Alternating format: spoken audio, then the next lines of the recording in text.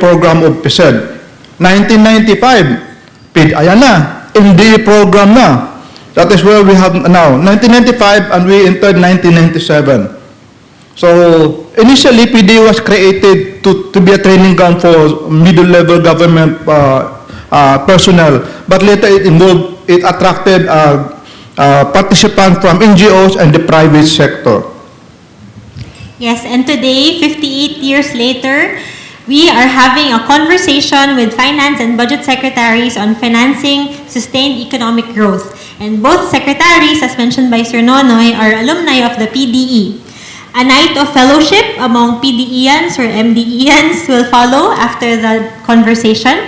And at this point, I would like to call on one of the lead conveners of our UPSE PDE Alumni Association from the PDE 9th session, Mr. Ramon Bacani. Sir Monching.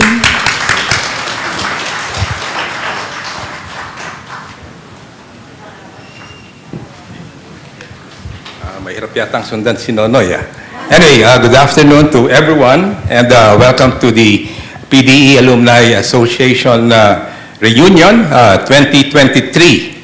I would like to first acknowledge the Dean of the UP School of Economics, Dean Joy Brenica, who has really been supporting the revival of the PDE Alumni Association, and together with the public affairs staff of the UP School of Economics over the past, since I think December of last year, we have been meeting quite frequently to prepare for this alumni reunion.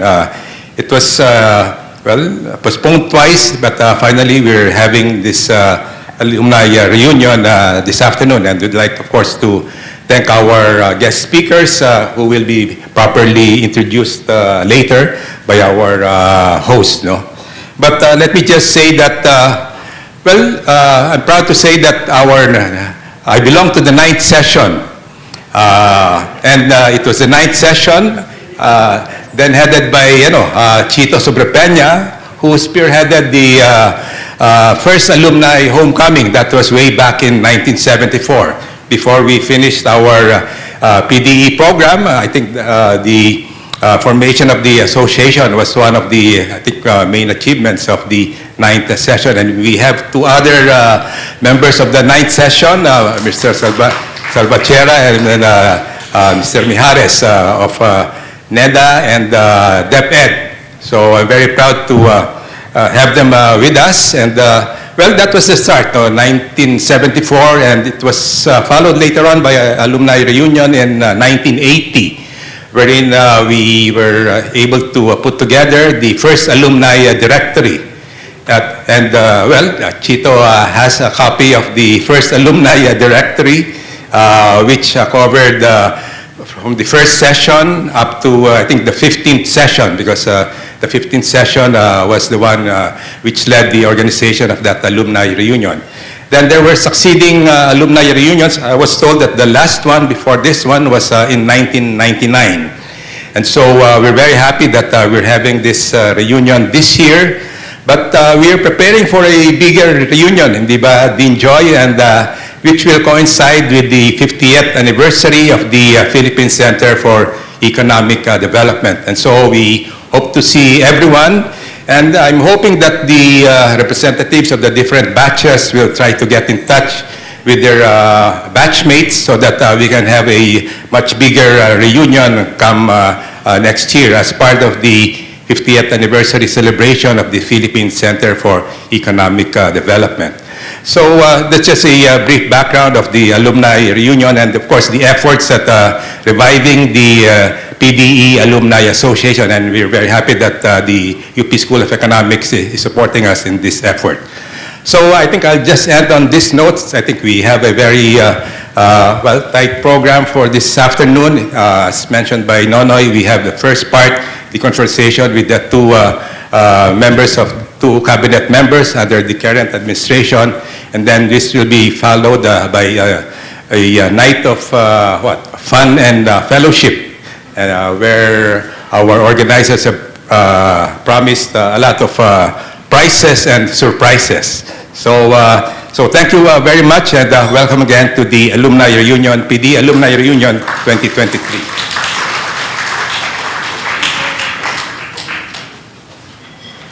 Thank you, Sir Monching. Now we start with a conversation. So one of the most distinguished alumni of the program is a product of the PDE 7th session.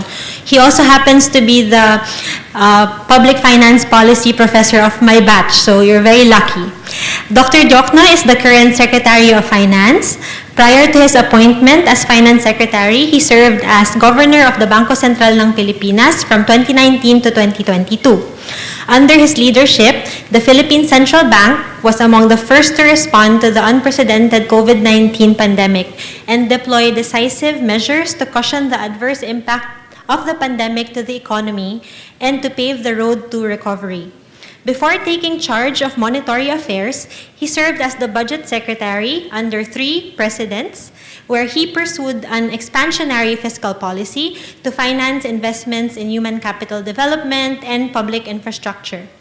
As Finance Secretary, Secretary Ben seeks to rally the economic team to achieve 3 broad development goals by 2028, to reduce the deficit to GDP ratio to pre-pandemic rates, to bring down poverty incidence to single digit, and to achieve upper middle income economy status by the end of the Marcos Jr. administration.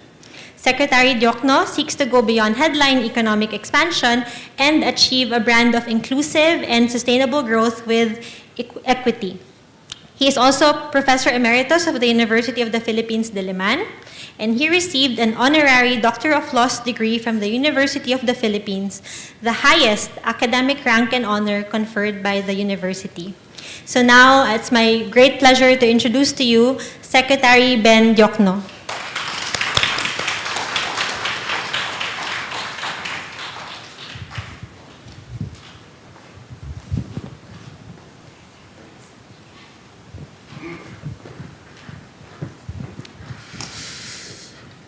Good afternoon, everyone. I'm glad to be here with all of you today, and being back here brings back fond memories, really good memories of my days at the UP School of Economics. Since the school was established, since the program rather was established in 1965, the program has produced thousands of technically trained civil servants, many of whom serve as senior government officials, and you can see them here. Right? The school's distinct role and influence over the country's economic story have been both pronounced and meaningful. As a senior official who served 4 presidents, former professor and proud product of the PDE, I thank you for your invaluable contributions to the Filipino nation. Today, I am pleased to present before you the lay of the land and the government's plan for sustaining economic recovery and development. The country continues to display remarkable resilience and adaptability in the face of a gloomy external outlook. For the first half of 2023, the economy expanded by 5.3%, driven by a record high employment levels, a rebound in tourism, increased investment registration activities, and the return of face-to-face classes. Following a 6.4% expansion in the first quarter of the first quarter, growth in the second quarter slowed to 4.3%. Tempered by high commodity prices, especially food prices, and the lagged effects of the very aggressive interest rate hikes. Of course, another reason is the contraction in government spending and slower global economic growth. Government spending fell by 7.1% in the second quarter of 2023 due to the absence of election-related spending in the same period last year. So it's basically the base effect. But we expect government expenditure to pick up in the second in the second half of the year. This lower than expected growth in Q2 was rigorously discussed with the President and with legislators during our initial budget hearings. Secretaries of government agencies that have low budget utilization are directed by Secretary Amenah to prepare a catch-up plan to quicken the implementation of programs and projects for the rest of the year. In addition, fiscal stimulus will be made available to increase the productive capacities of both the public and private sectors. The economic team is closely monitoring domestic and external developments and stands ready to make policy adjustments to ensure that we attain our medium-term growth targets. As I have said, we should not lose heart. We have good reasons to believe that our full-year growth target of 6 to 7% remains doable. As a vote of confidence in the Philippine economy's prospect for continued expansion, international organizations such as the IMF and the World Bank hike the growth projections for the Philippines for 2023. Meanwhile, the Asian Development Bank and the ASEAN Plus 3 Macroeconomic Research Office, or AMRO, retain their projections at 6 and 6.2% respectively. At the same time, the Philippines has successfully maintained its investor-grade credit ratings. It even received upward outlook revisions amid the weakening global economy. Recently, Fitch Ratings and RNI both affirmed the country's investor-grade BBB rating and even improved the outlook from negative to stable for Fitch and from stable to positive for RNI. The international raters cited the Philippines' solid macroeconomic fundamentals, improving fiscal position, sound economic policy framework, and prudent debt management. The Philippine government remains confident that it will meet its 6 to 7% growth target for 2023 and 6.5 to 8% for 2024 to 2028. Given our continued recovery, bright prospects, and consistently strong fiscal performance. On inflation, the Philippine government believes that the worst is over. But of course, we remain vigilant. Inflation has continued to fall in July, easing for the 6th consecutive month to 4.7%. We expect inflation to return within the target range of 2 to 4% by the fourth quarter of this year and to settle near the lower end of this target by the first quarter of 2024, and for the whole year of 2024 and 2025 will settle at the midpoint of the target. The government will continue to proactively and holistically address the primary drivers of inflation and bring us back to the inflation target over the policy horizon. And we will do this through the Interagency Committee on Inflation and Market Outlook, chaired by the Department of Finance and NEDA. Now on to labor. The unemployment rate continued to improve in June 2023, settling at 4.5%. This is a major improvement compared to last year's level of 6%. Year on year, the employment rate rose to 95.5%, translating to 48.8 million employed workers this June. Likewise, the labor force participation rate increased from 64.8% a year ago to 66.1% in June 2023. This means almost 7 out of 10 potential workers are actively looking for a job. Now, to create more and better jobs, the administration of President Ferdinand Marcos Jr. is prioritizing investments in some 194 high-impact priority projects. Infrastructure will be the centerpiece of our growth strategy. Aside from adding jobs to the economy, delivering infrastructure that links urban centers to rural areas will be critical in reducing disparities and unlocking the growth potentials of lagging regions that have been neglected for far too long. That said, we are determined to keep infrastructure spending at above 5% of GDP annually during President Marcos's term and beyond.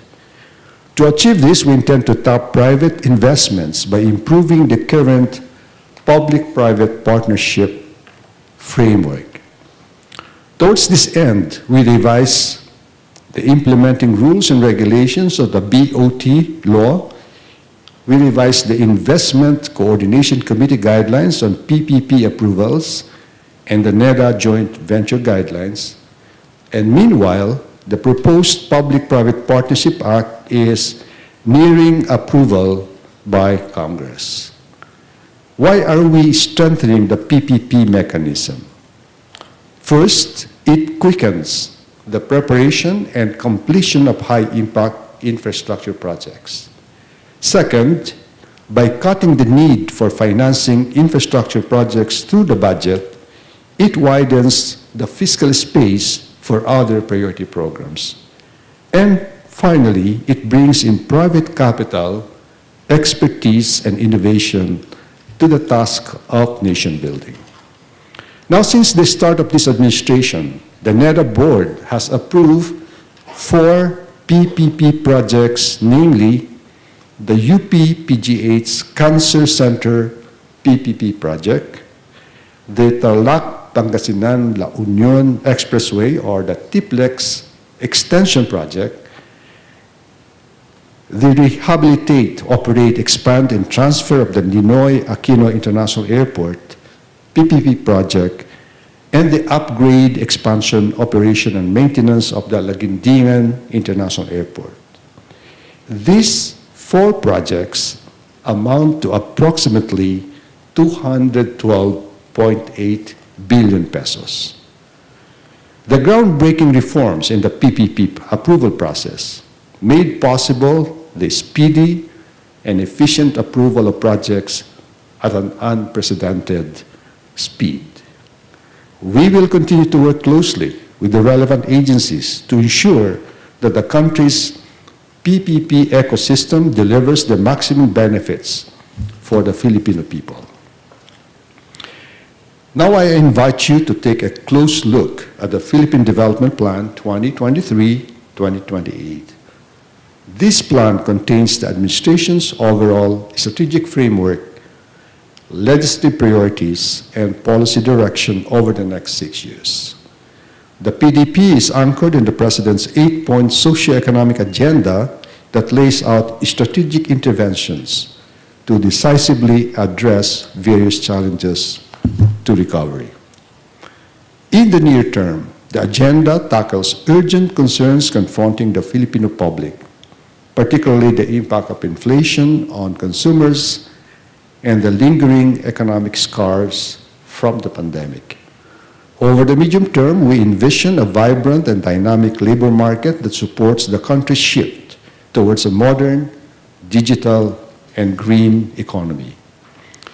The agenda and the PDP work in synergy with our first ever medium-term fiscal framework. And by the way, this executive initiative, the medium-term fiscal framework, was supported by both houses of Congress through a joint resolution. That is also a first. This framework serves as the basis of all our fiscal strategies. It places a sharp focus on improving tax administration, enhancing the fairness and efficiency of our tax system, and promoting sustainability to address climate change. This framework also identifies key reforms that are crucial to accelerating economic development and ensuring fiscal sustainability in the long run.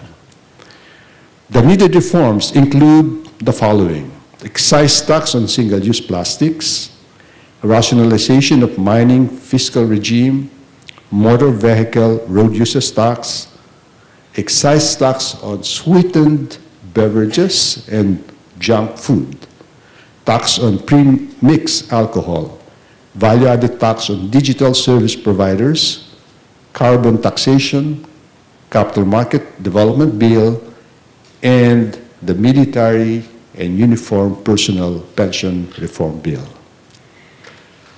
As a nation and as a people, we have a window of opportunity to make real and lasting change.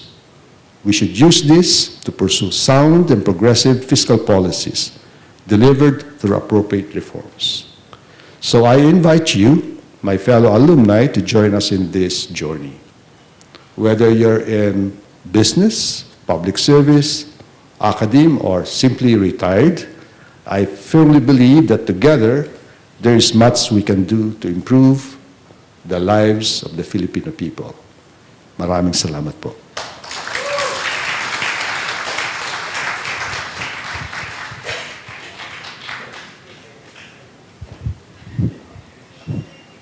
Thank you, thank you. So guys, if you hear the presentation, if you encounter articles saying that the Philippine growth is running to a halt, you know, blah, blah, etc., those are fake news, okay? The real news is that growth is continuing, okay? And by the way, I have trivia to add to introduction by my Sir Ben. Sir Ben was my teacher in 1984 undergrad here. Then he became my teacher again, second time PDE. 1984, he came from the US, I think, for his PhD. I noticed at least 1/4 of my female graduates, when they speak, like, kinikilig. I think after that, about 1/4 of my female classmates has a crush on him. Sabi ko, dito naman kami ng mga kaedad nyo, ba't hindi kayo nanginginig? And then the lesson is that it's a matter of good looks, not youthfulness. Okay. Who was my reading graph? For the second speaker, we have another alumna from the PDE 33rd session, our batchmate. Okay? On that table, please stand up, classmates. So, today, 8 kami, including Sec Mina. Okay? Okay. So, Sec Pangandaman is the incumbent secretary of the Department of Budget and Management.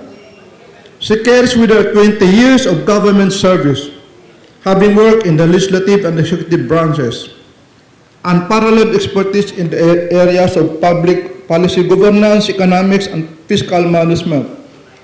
So she started as a research staff, then becoming chief of staff of the Senate President, Edgardo Angara. Can you imagine? At a young age, she was the chief of staff of the Senate President.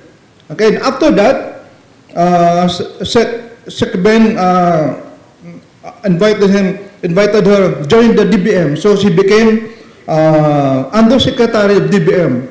Then Secretary Diokno was appointed Governor of Central Bank. He dragged against to become the Deputy Governor, Assistant Governor.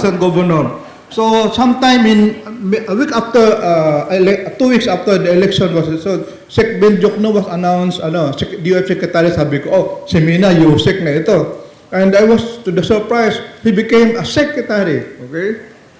That's how powerful, attractive, talented the lady is. As the country's budget secretary, she is committed to supporting President Marcos Jr.'s advance towards a broad-based and exclusive recovery. She champions budgetary reforms such as digitalization, green public procurement, national government right-sizing program or NGRP, and open government partnership to further promote fiscal transparency. And because of her talent, her good looks, and industriousness, she got at least 3 awards so far. Woman of Substance Award from the Rising Tigers, Philippine Women's Leaders Award, and 3rd Tanglaw ng Bayan Award from the PUP. She holds the rank of Rear Admiral, 2-star General of the Philippine Coast Guard Auxiliary. Ladies and gentlemen, the only Muslim secretary in BBM administration, among the youngest, the prettiest, and only female member of the Philippine Economic Team, and our batchmate, Secretary AFP, Amenah Pangandaman. Take it away.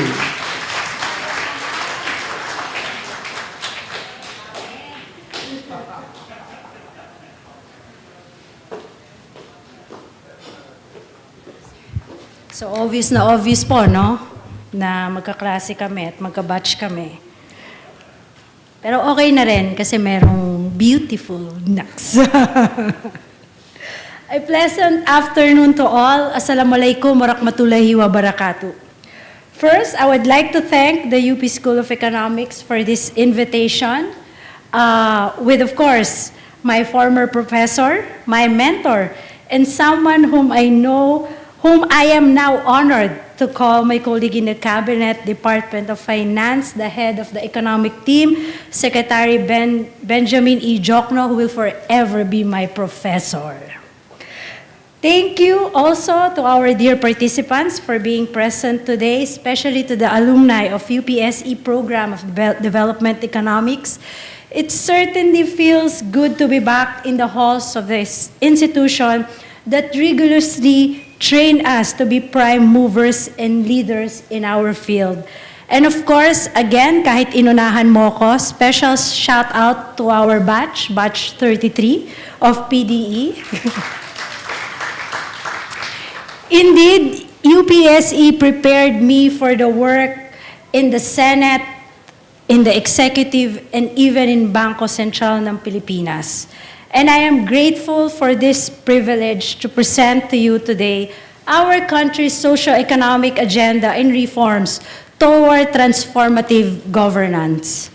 And to ensure that we do not neglect socio-economic objectives, even as we achieve high growth performance, our fiscal year 2023 national budget, amounting to 5.268 trillion pesos, has been aligned with the 8-point socio-economic agenda and the Philippine Development Plan 2023 to 2028.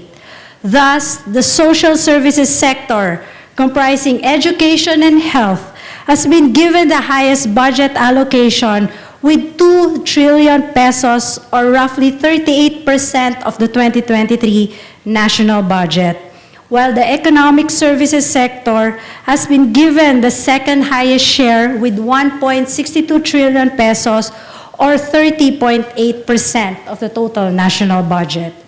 This prioritization remains the same for the proposed fiscal year 2024 national budget, now amounting to 5.768 trillion pesos, attesting to the current administration's resolve to reduce poverty, boost infrastructure, reinforce human capital development, and attain upper middle income status by 2025. We have allocated 1.3 trillion pesos in the 2023 national budget to sustain the momentum of the public infrastructure boom through the Build Better More program. In line with the MTFF, the infrastructure disbursements will be maintained between 5 to 6% of the GDP in the medium term and reaching to 2.3 trillion pesos by 2028. The bulk of the infrastructure budget is intended for the development of physical connectivity infrastructure. This includes 478.7 billion pesos for roads, 283.2 billion for flood control projects, 164.1 billion for local infrastructure development, and some 40.1 billion pesos for railways this year. The social infrastructure development, there is some 29.2 billion pesos has been allocated for school buildings, 16.7 billion pesos for water supply systems, and 14.4 billion for hospital and health centers.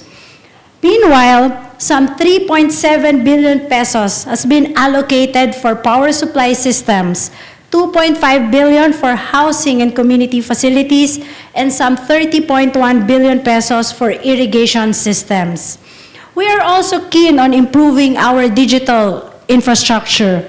Hence, to continue harnessing the potential of a digital economy and achieve universal connectivity, we have allocated 24.13 billion pesos for the digital transformation of the bureaucracy and the country. Finally, in line with the commitment to sustainability and in response to the growing demand for green investments, we have in the pipeline infrastructure investment opportunities that align with internationally accepted definitions of green investments. To help finance all this, the economic team will tap public-private partnerships or PPPs. We recognize the important contributions of the private sector, not only in bridging the infrastructure gap, but also in implementing and innovating climate change solutions. And so, we are working on the provision of legal and regulatory support to PPPs and the development of local PPPs in priority sectors. And incidentally, the head of our PPP center is our batchmate, Miss Cynthia Hernandez. In addition, we push for the recent passage of the Philippines' very first Sovereign Development Fund to promote fiscal stability through strategic and profitable investments in key sectors and augment the government's limited fiscal space to fund its programs and projects. At the Department of Budget and Management, we are also doing our part in achieving and transformation toward a more transparent, efficient, and responsive government, which are crucial aspects of sustaining our economic growth. Through our digital transformation roadmap, we are promoting data governance and digitalization and fiscal-related government processes. That is why digital transformation is at the core of our public financial management reform agenda. In constant pursuit of bureaucratic efficiency and fiscal transparency, the President issued Executive Order Number 29, directing the full adoption and implementation of the Integrated Financial Management Information System in the processing of government financial transactions. The Executive Order directs the PFM Committee, which consists of the DBM together with the DOF, Commission on Audit, and Bureau of Treasury, to conduct a review and re-engineering of the key PFM processes, including budget management and execution, cash management, and accounting and reporting.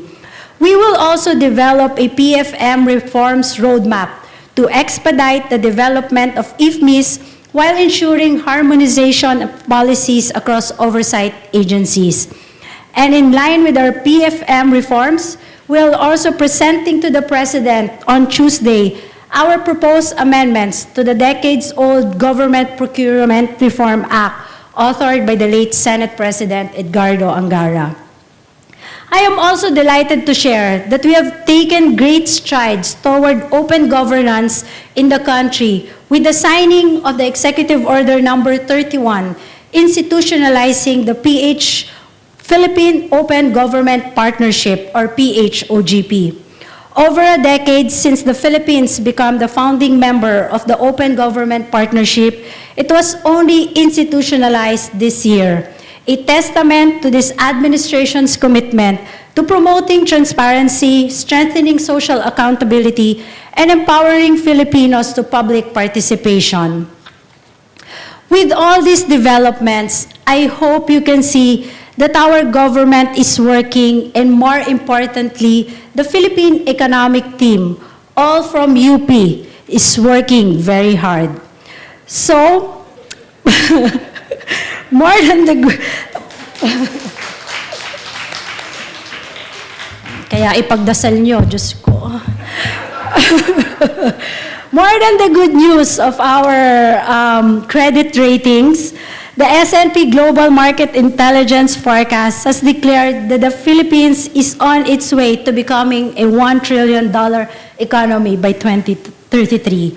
And no less than the World Bank declared that the Philippines will achieve above middle income status in the next 2 years. So there's a lot of things to be thankful. Now, we are not oblivious to the challenges that we have. And we are all aware that we still have a long way to go to achieve our dream of prosperity to all. But given the economic team again, all from UP. I am confident that we will achieve our agenda for prosperity. Our economic transformation has already begun, and I have no doubt that we will secure a future-proof and sustainable economy, inshallah. Thank you very much po. Mabuhay po tayong lahat at padayon. Assalamualaikum warahmatullahi wabarakatuh.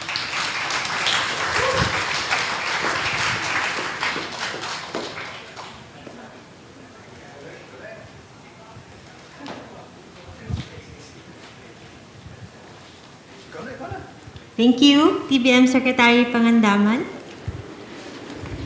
In 1997, Sec Mina was just, because she was the youngest in our batch, bungis-ngis lang yan. Now, hearing her, you know, she has matured a lot into a strong, powerful, and confident public speaker and public official. Galing. Oh. Now, we go to the conversation. To moderate the conversation, I would like to call another PD alumnus from batch 10, Mr. Joselito Supangco. Okay? And now, may we ask Secretary Diokno and Secretary Amenah to join us on stage. Hamding tuan. Yes. Ayun. So please feel free to participate in the conversation. We have microphones here, and we also have viewers from Zoom who will be providing inputs also to our conversation with the two secretaries.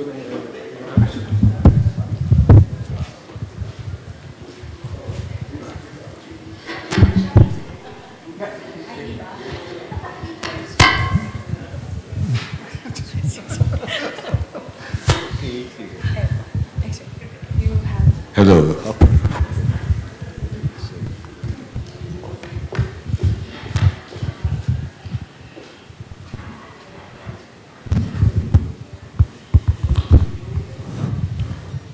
Good afternoon, everyone. I'm Joselito Supangco, so I was also a student of Secretary John. We are all students of Secretary. Yes, but I have more here. So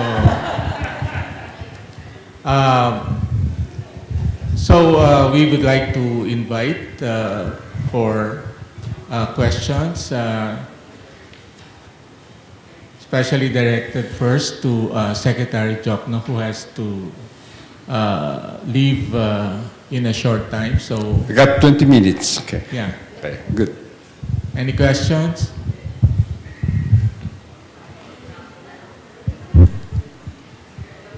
Yes? Please identify yourself.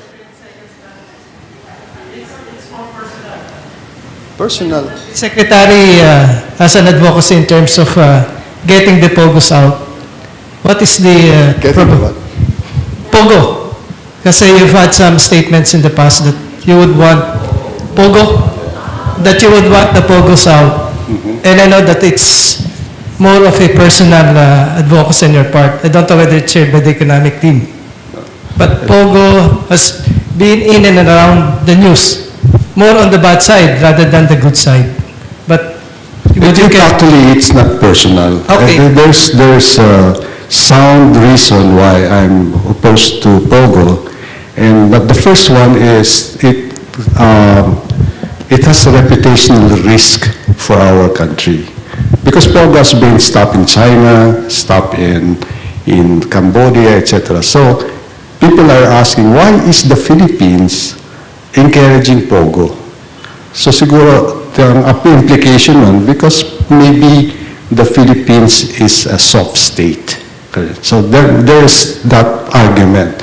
It has a reputational risk on our part. No? Secondly, it has a social cost also. So on the basis of that, I would rather not see POGO in this country. It's not personal, okay? It has a reason, okay? Thank you. Yes. Follow-up question.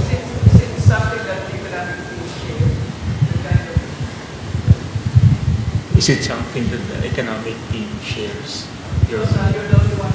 No, no, I think it's widely shared by the economic team, okay? I don't see any of the economic members advocating the existence of POGO in this country, right? Thank you. Next, please.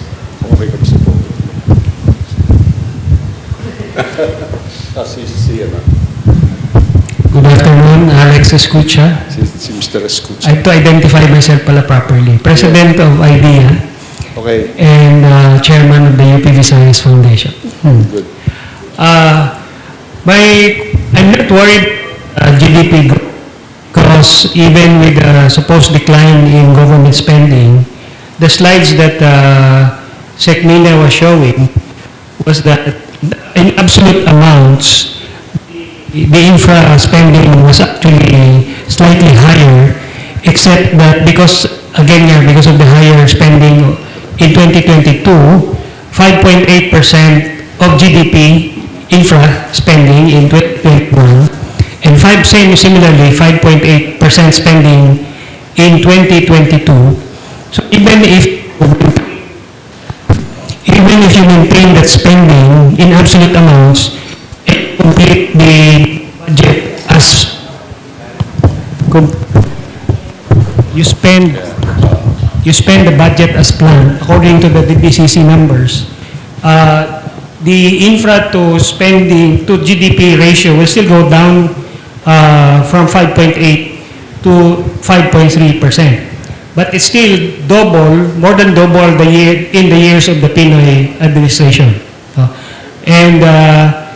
So when I was looking at the 5-year projections, the annual deficit of about 1.2 to 1.3 trillion pesos is roughly equal to the amount of the spending on infra alone. So basically, that's the rough numbers are amounting to about 8.2 trillion pesos over the next 5 years. Okay. The question is, out of the 194 projects that in the roadshows RC was talking about, 122 were BBM projects, about 20 plus were carried over from the Duterte administrations. And there's a combination there, how much is GAA, how much is ODA, how much is PPP, but there's still a gap. Exactly where are we getting that? But kasi Secben, you were mentioning some of this will be funded or initiated through the Maharlika Infra project. Okay. There's no specific mechanism yet. So what's your question? Exactly how do we generate that? All right, portion out of that? the 194 projects, priority projects, and it could be more, and all of these 194 has already passed the NEDA review, which will give at least 10% economic internal rate of return. That's the cutoff. Some will give 25%, okay, even 50%, okay. So out of the 194 projects, I estimate, our estimate, which is worth about 8.3 trillion pesos. We estimate that about 55% of those should be, without the Maharlika, will be funded through ODA, okay, ODA. Maybe around 5 to 10 will be funded through the budget. Of course, some of the ODA will be reflected in the budget. And about 30% will be through public-private partnership, okay? Now, with the Maharlika, then we have the flexibility, okay? And it's not going to be borrowed money, it will be equity. So we will create a lot of fiscal space for the money that we save, which we can then use for other priority projects. That's the beauty of the Maharlika Investment Fund. Okay? Yes.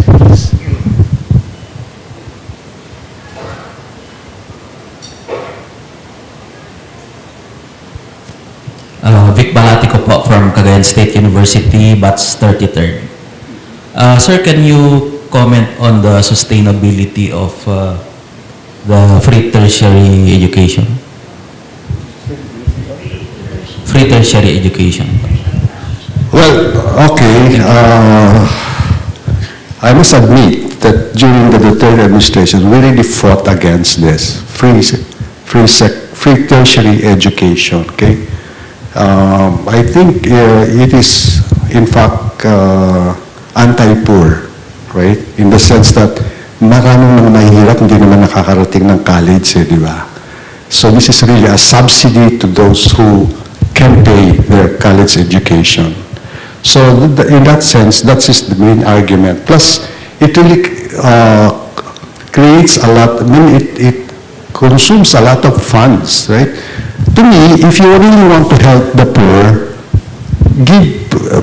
pay attention to the basic education, okay?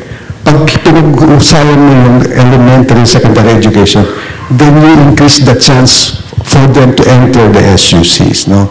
So dapat doon nakafocus rather than the SUCs.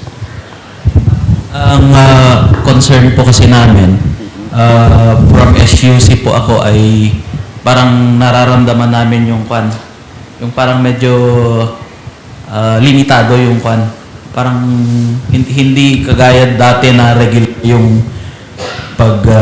kasi hindi naman sustainable kasi I think the right thing to do is to agree on the number of people who should enter SUCs.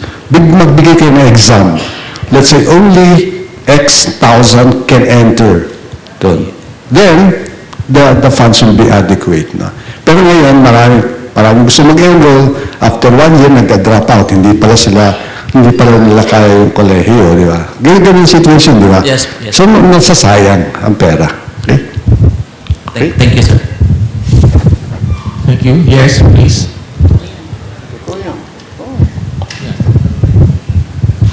Good afternoon.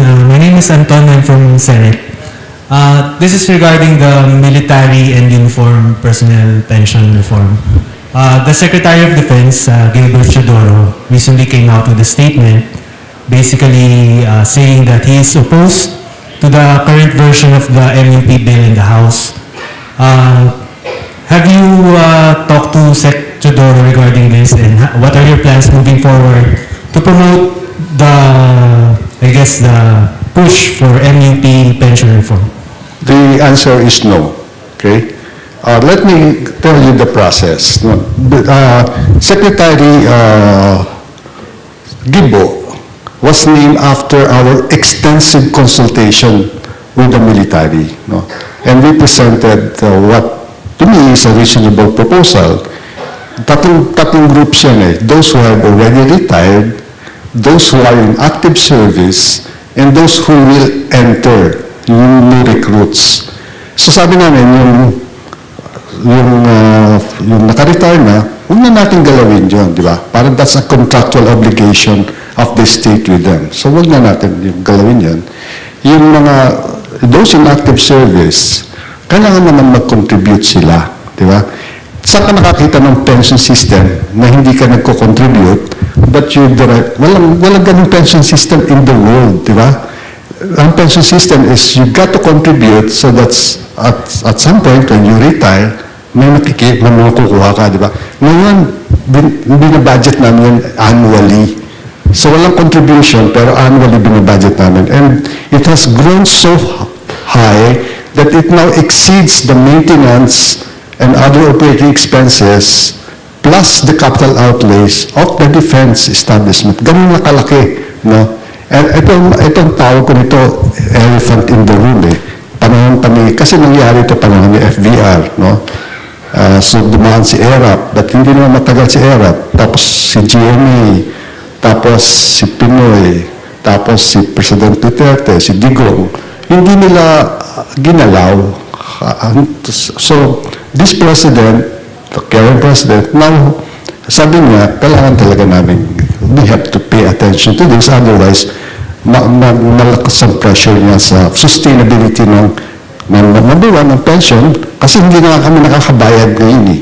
May mga arrearages na kami doon sa existing pension system. So baka in the future, lalong sasabog yun, di ba? So again, back to the three groups. So meron tayong those who have retired, those who are in active service, and those who will join the service. Okay? So, ang sound pension system is that you contribute and then there's a government counterpart. Ganun sa kayo, yung mga public official, we contribute 9% of our pay and the government will contribute 11%. Tama ba yan? 11%. Okay? So, ganun yung nangyayari. So, those who are in active service, ang plano namin, which is the House proposal, mag-uumpisa muna tayo ng 5 for them. Gradual pa rin siya kasi we have to consider na baka naman masakit masyado. So, 5%, pero may counterpart na kaagad ang gobyerno. And then, 7% and then 9, no? Over a period of 9 years. And then those new recruits, 9 kaagad sila, like other government. So that is the core of the proposal. Okay? Now, I can imagine his position kasi Secretary of National Defense ka, siyempre, pagtatanggol mo yung mga, So, even then, given the proposal, mayroon talagang mga sabi nila, baon sila sa utang. Okay? So, yung 5%, 7 or 9, baka mabigat sa kanila. So, meron din sa batas, sa bill na pinipropose namin, tutulungan sila ng GSIS para ma-restructure yung loan nila para hindi naman masyadong mabigat. That's the tenor of the proposal. Okay?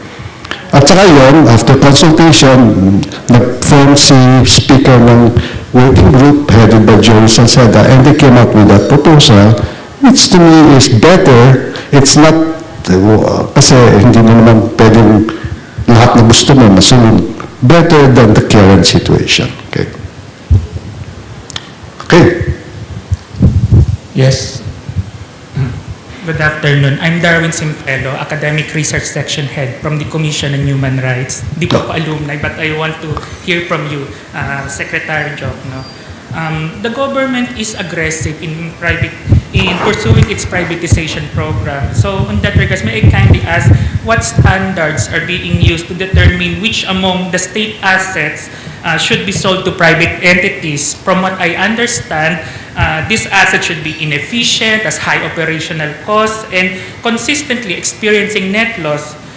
In this instance, allow me please to give one case, which is Pagcor Casinos. They are earning 60 to 80 billion pesos annually, and yet the proposed sales price of Pagcor is at 80 billion pesos.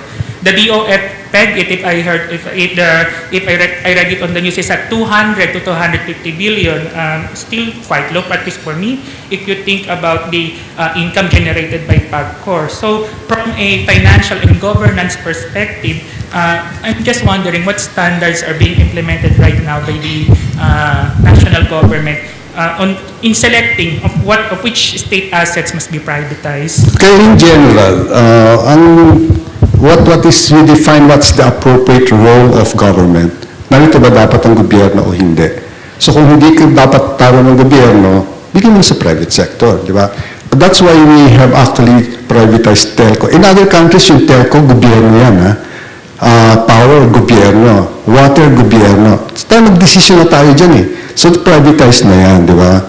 Now, on the particular case, sa Pagcor, ang issue naman dyan is you cannot be a regulator and an operator at the same time.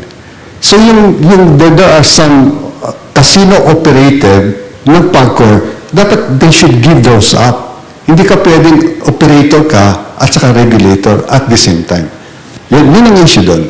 Okay po. So that being said po, pahabol naman last. Correct. Once privatized, what will happen to the social programs funded by this public assets? So in the case of Pagcor po, it provides medical assistance. Paano po yun? Will still continue? Bahala na si Mina doon sa social programs na. Okay? Don't even think of that. Ang dami-dami social programs. Nag-window shop nga mga pupunta sa PCSO, pupunta sa Pagcor. Pabayaan na lang natin sa budget kung kailangan ng tulong through the budget. Okay? Very good. Thank you. Yes, Paquito. Okay. Good afternoon, Secretary Ben. Good afternoon. Good afternoon. Amenah, nice to hear you. And I'm Paquito Ireza. My last posting was the Department of Agriculture. I was heading the SOC Surgeon area development. I don't know if you're familiar with that. And that office was just recently dissolved after 30 years of moving, which Secretary Ben is kind of familiar because we hosted him during the time the PD class went there with Jensen. Okay. Because the Oxygen project, area development, was an example of real integrated development. So yung DevEcon ko, I'm a graduate of the 14th session, 1978. So I felt that was a good example, and Secretary Ben was there, and I think we had a few beers at that time. No? My question, the Department of Agri, one, well, I wanted to make you aware na nawala na yung office doon, which is doing a terribly good job. In fact, President Ramos, Anong year po nawala yung Succeed? just about last month, July. Bakit po nawala? Actually, hindi ma-explain sa akin ng director. And she was also saying, no. And all the, and I just want to say, all the local governments had endorsed it. So, Tapos they received a letter from Office of the President. baka ano po yan? Baka government corporation mo ba yan? Hindi, remember, it was a temporary office that we set up in the 90s under Secretary FDR. So siguro po si Secretary Pangandaman po ang tatanungin. Yeah. You have nothing to do with that, sir. Correct. Hindi, pinapaalam ko lang kasi sinasabi ko, may mga PDE kasi you want to have the actualization of what we learned in PDE in the country. No? Sa akin, that was one of the best examples. No? Mas namatay, hindi pinatay. hindi ko naintindihan, hindi rin maintindihan ng mga tao why, and all the dozens were there. Anyway, I wanted to parang inform you. But my main question is about the Department of Agriculture. How are you looking at the agriculture thrust of government now? Are the budgets improving? Still have a problem with fertilizers. Price doubled in the last 2 years. Infrastructure, mainly irrigation, is still a big problem. And the sizes of our agricultural lands are becoming smaller. I don't know how you will answer that from your macro perspectives for both of you. That's just a question I wanted to contribute. Okay, thank you. Sana wala dito si Secretary or si Balisacan because he's our agriculture expert also, diba? And poverty guru in the school. On agriculture, siguro very general lang, no? If you wanted to ask kung if it's a priority, it is definitely a priority. This year, yung budget po ng the agriculture sector itself increased to roughly 30%. In previous years po, even the past decades po, ang investment natin in the area of agriculture is really merely, yung increase po niya is just single digit. So with that, siguro you will see na malaki yung binibigay nating funding for the agriculture. And for 2024, we do also post an increase. It's actually even in the top 10 of our biggest recipients in the national government is sa mga departments. Bakit? Because we also note the important contribution of the sector in our GDP. Previously po, nung mababa yung investment natin sa sector na to, the contribution of the agri-sector is less than 1%. But when we tried to invest more, infuse more budget, help our fishermen and fisher folks and the industry po, tumaas po to up to 1%. So really, we're doing the right thing. So tama po kayo, no? So we will continuously po fund projects in that sector, programs in that sector. So, to add sa puntos ni Amenah, hindi po kami nag-micromanage. We give them huge amount of resources. Kung sino po yung secretary doon, siya po bahala. I agree. Is that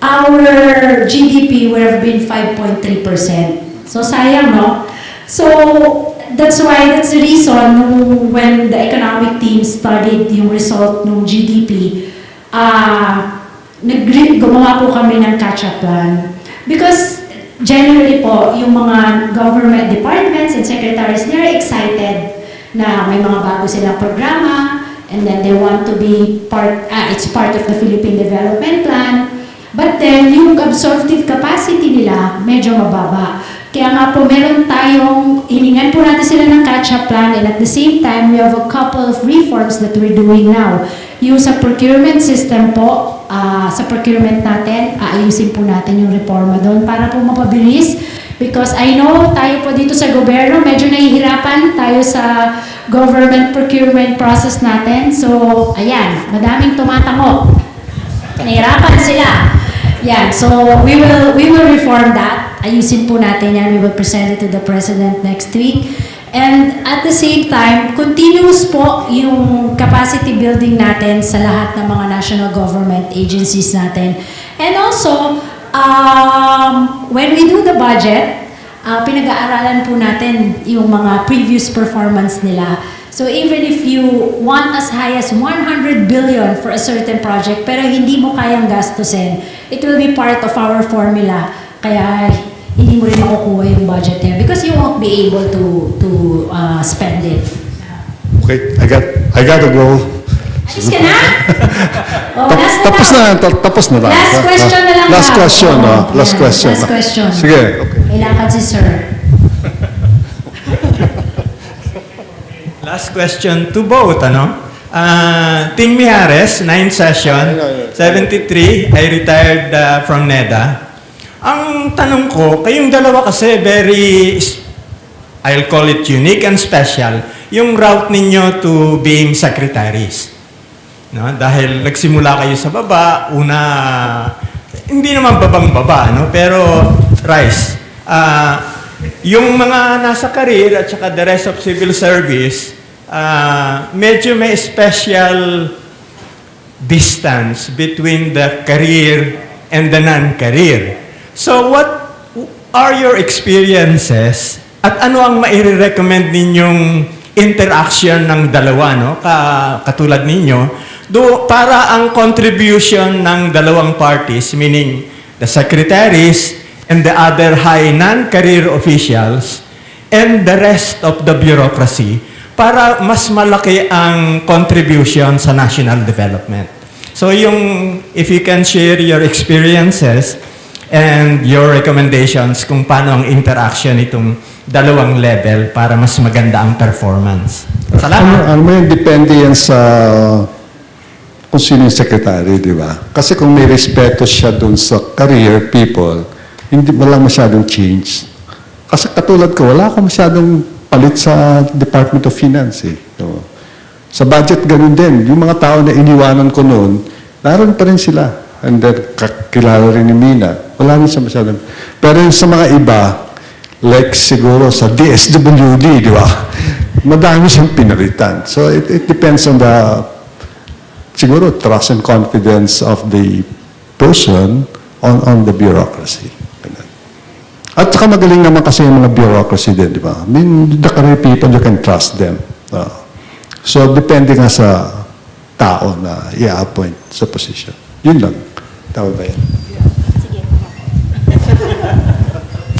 Okay na? Okay.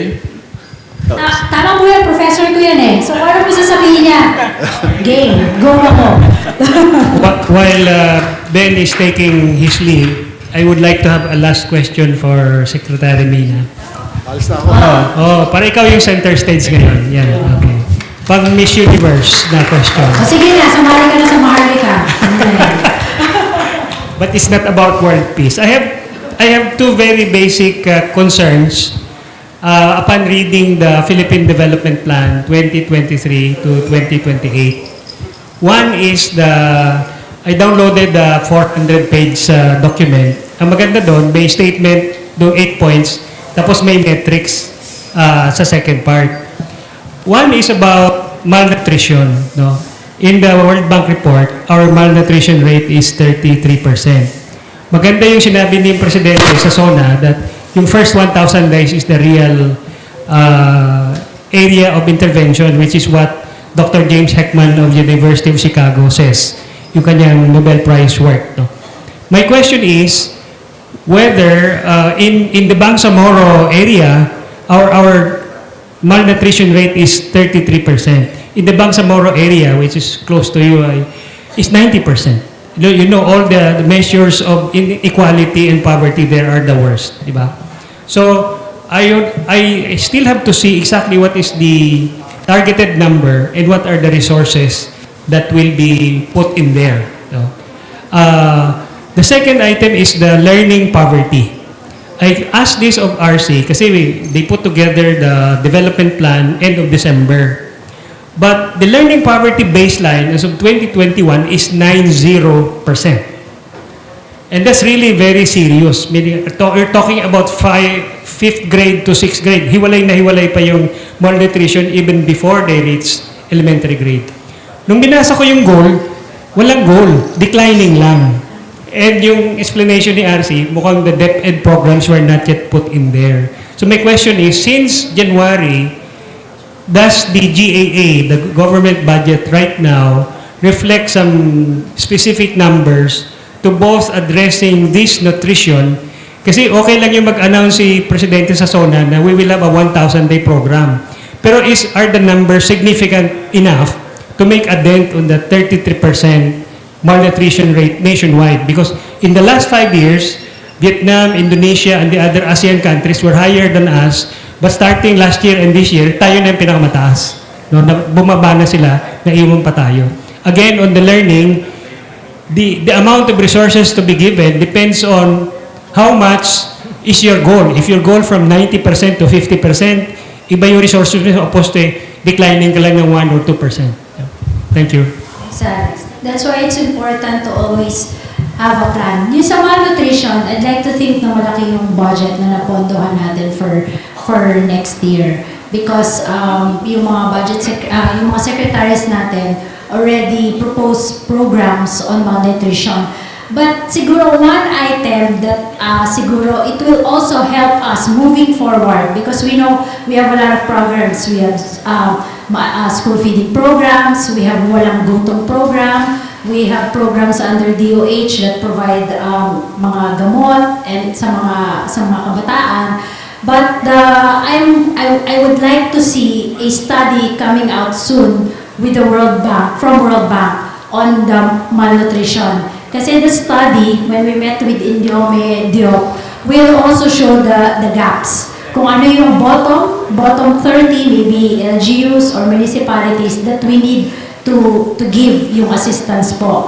So, yun po, we are waiting for that study and hopefully we'll be able to use it when we prepare our 2025 budget. Because yung sa water, we already started for this budget in 2024, but we'll try to finish. Tama kailangan kasi merong ending always. Hindi pwedeng lagay ka lang ng lagay, wala kang KPI. So, kailangan may KPI. So, I'm happy that we also have that study soon from the World Bank para may formula at may science yung pagbobondo natin. Next, on DepEd, I heard po from the pronouncement of our Vice President and our Secretary of DepEd na meron silang programa na nilabas, na nilaunch. It's a matatag program. So, again, yung matatag program po niya, merong mga yearly programs on their funding gaps. We gave it for 2024. So, hopefully we'll see the debt. Kasi po meron siyang programa and then we provided the funding for that. So, we'll see po. Okay, thank you. There's a question from one of our online... inuman na. Di pa? No, in terms of expenditure on climate mitigation or climate adaptation, is the government giving priority to this activity? Opo. Under the PDP Development Plan 2023 to 2028, naglagay po doon ng standard si NEDA that dapat po 6% of our national programs and projects, especially those in the infrastructure, are climate tagged. For 2024 po, it's up to 8%. So we're happy that the national government agencies, it's actually them who usually prepares naman their programs and projects, and it's also them who identifies the projects that are climate tagged for climate mitigation and adaptation. So it's nice that yung mga tao po natin sa gobyerno, when they do their budgeting, they're aware of this climate tagging project. Yes, we are funding it, and it's up to 8% of our total budget for 2024. Thank you. Another question is about the implementation of the Mandanas law. I think it affects the overall budget position of the national government because now the share of the LGUs is far higher than what it was before. So how has this affected the programming by your department? When the Supreme Court ruling was released, the idea really is tumaas yung NTA ng ating mga local government units because it's the share of all revenues, di po ba? Yeah. Tapos we will divide it according to a formula and then we'll give it to them. Pero dumating po yung pandemic, so ang laki nung binaba, nung revenue ng national government. And then, so when the new administration came, nagbigay po ng directive si President to study the implementation of the Mandanas Garcia ruling. Right now, it's suspended while we are still in transition. NEDA will come up with a study soon. We have to recognize po that there are iba-iba po ang capacity in terms of technical and per LGU po. There are LGUs, especially those who are progressive, who can really create and implement projects that are high impact and highly technical. But there are some po that are really hindi po nila kaya. They don't have that enough capacity. So while the study is ongoing, we are still capacitating po our LGUs. This is with DILG, DBM, and NEDA. So hopefully we'll have the study soon para we'll be able to identify which projects and programs can be delivered more efficiently by the national government and ano po yung mga programa na kaya naman ng ating mga LGUs. Okay, thank you. Last question. Wala na. Kasi Ang daming question mo, i-text mo na lang ako, Alex.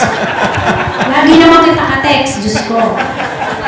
Ito, Amenah, madali lang to. Madali lang tong question na Yes, to. ma'am. She's our top notcher sa batch. Laging uno.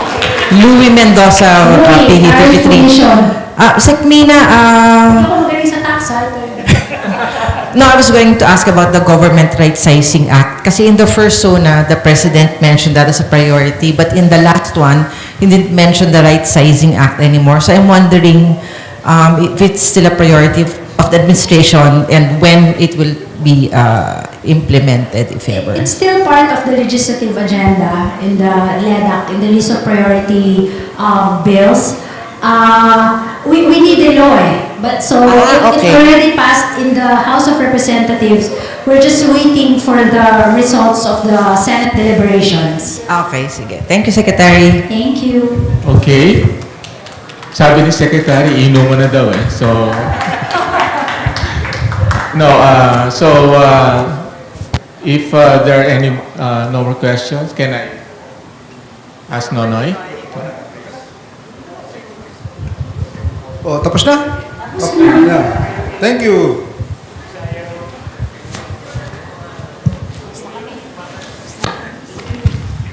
Sayang, hindi tayo nakapagpag-group picture kay Sec Ben, no? Tumakas siya.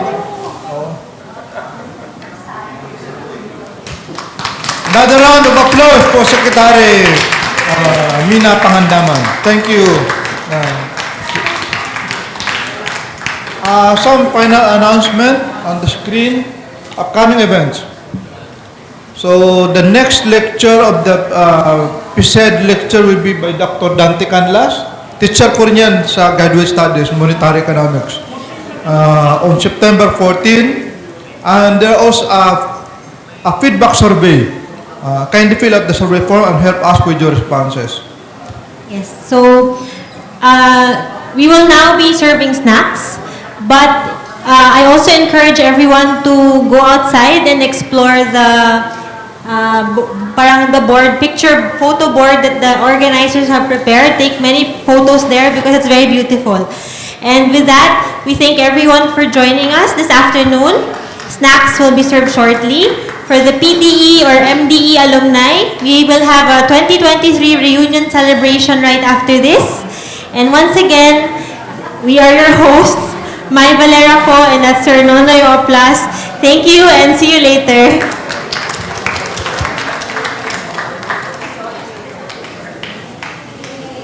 Oh, kainan na. May madaming beer, maraming pagkain.